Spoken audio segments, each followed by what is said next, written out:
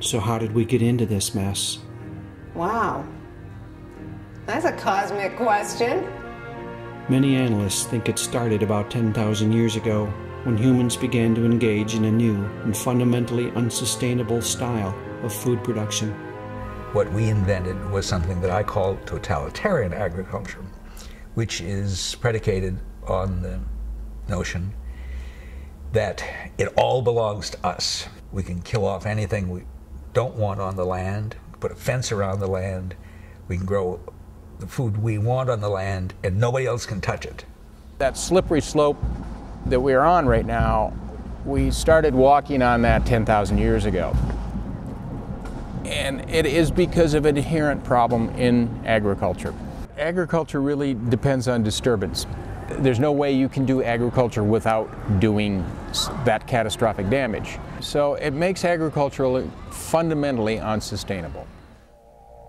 The surplus from this new way of getting food had immediate effects. It has fueled this tremendous population growth of ours. Our growing population is always catching up with our food production.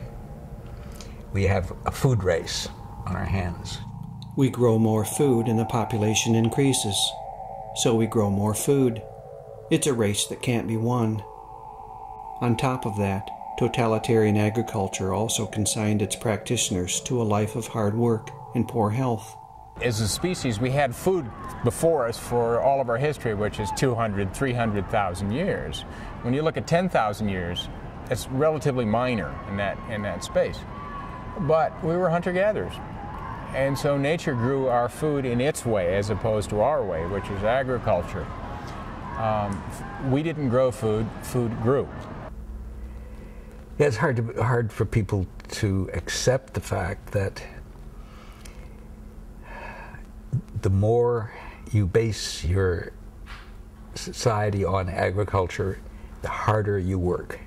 If we look at archaeological sites around the world, and people have done this, and all the locations, this is not a cultural issue, in all the locations where agriculture began in Asia, the Mideast, South America, and Central America, we will find people who are stunted, short, their teeth are invariably gone because of the carbohydrates they're eating turn into sugars and rot their teeth out. They're misshapen, they're asymmetrical, they show every evidence of suffering all sorts of disease. This new type of agriculture both required and allowed more settlement, and with that came the beginnings of wealth and inequity. If you go to pre-agricultural towns, you'll see a series of houses all about the same size. And almost instantly when agriculture occurred, you can go to any town in any agricultural site in the world, not just in Western culture, and see a few very large houses with granaries connected to them and a whole series of smaller houses. That kind of social inequity began almost immediately with agriculture. As Quinn and Manning point out, early agricultural peoples were not better off than their hunter-gatherer predecessors. This was news to me. The psychologist and cultural analyst Chellis Glendinning points to other consequences of settlement and agriculture. Before, when women were moving around and very athletic and carrying their babies and having a diet that wasn't so high in carbohydrates and nursing their babies for long periods of time, then women did not feel like very often. But when women became sedentary, women began to have regular cycles. And so more babies were born. And so guess what? Then you have to make more farm. And then you have to expand the area that's fenced off. And then, oh, maybe you're going to meet up with someone else who's coming that way, you know, another group. And so then you have to have a war. We're taught to regard agriculture and settlement as the normal and natural way for humans to live. So it was a bit of a shock to learn how these basic cultural changes were the fundamental cause of so many of the problems that have dogged us through the centuries. Derrick Jensen speaks to the end result of all of this cultural change. I think one of the best lines I ever wrote was that forests precede us and deserts dog our heels.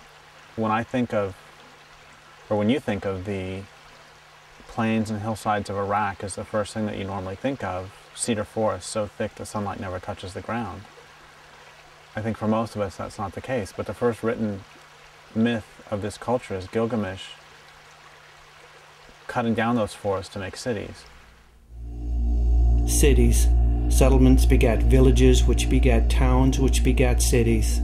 Totalitarian and catastrophic agriculture, the accumulation of wealth and power, and increases in population all came together to give rise to a new form of human culture, the culture of cities, the culture of civilization, the culture of empire. I realized as I was writing the newest book, Endgame, that I'd been bashing civilization for probably 10 years now, and I'd never defined it. I didn't know what I was talking about. And so I define it in that book as a way of life characterized by the growth of cities. I've defined a city as a collection of people living in numbers large enough to require the importation of resources. A city could be defined almost as a human ecosystem that grossly exceeds the carrying capacity of its local environment. As Jensen and Catton point out, because cities exceed the carrying capacity of their local environment, and because they require the importation of resources, then those who live in cities are locked into the inevitability of getting those resources from somewhere else, from somebody else, by whatever means is necessary. Often that means is trade, but trade requires transport, and transport requires energy, and energy has to come from somewhere, and it eventually runs out. And trade requires willing partners, but people do not always want to trade. When trade breaks down, and you need those resources, what remains is war. We now need oil to keep our cities going. Watch the bidding war rage from trade floors to battlefields. Watch the Pentagon plan and the Patriots Act. Let's stop for a second and regroup. I told you I've had to challenge some assumptions. We've been doing agriculture and expanding and growing and building cities and accumulating material wealth for so long now that it just feels like this is how things are supposed to be. But how can a way of life that is destroying its own support systems be considered how things are supposed to be? Once our native human intelligence and creativity was combined with the defining impulses of empire, things began to snowball. We kept using more and more sophisticated technology so we could put off the inevitable, which is we've got physical limits. Using the power of technology, we could break through the limits and laws and rules that kept the community of life in balance for millions of years, temporarily. We in America are fantastically absorbed in the fact that we are controlled, in a sense, of the destinies of the universe. So, and whatever we do is what needs to be done. What I say goes, see? I'm the law around here.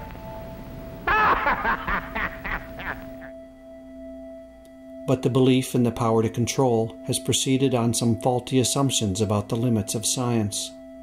Science has given us a way of understanding the Earth in such a way as to enable us to use the planet. That's the challenge, the use of the planet.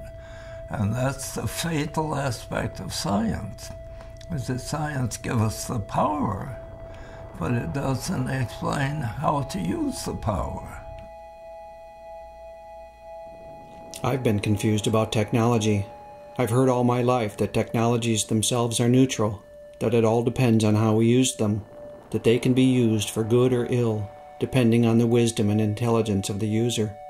But, as Jerry Mander explains, that's completely wrong. You can do an analysis of every technology and find its beneficial aspects and its negative aspects.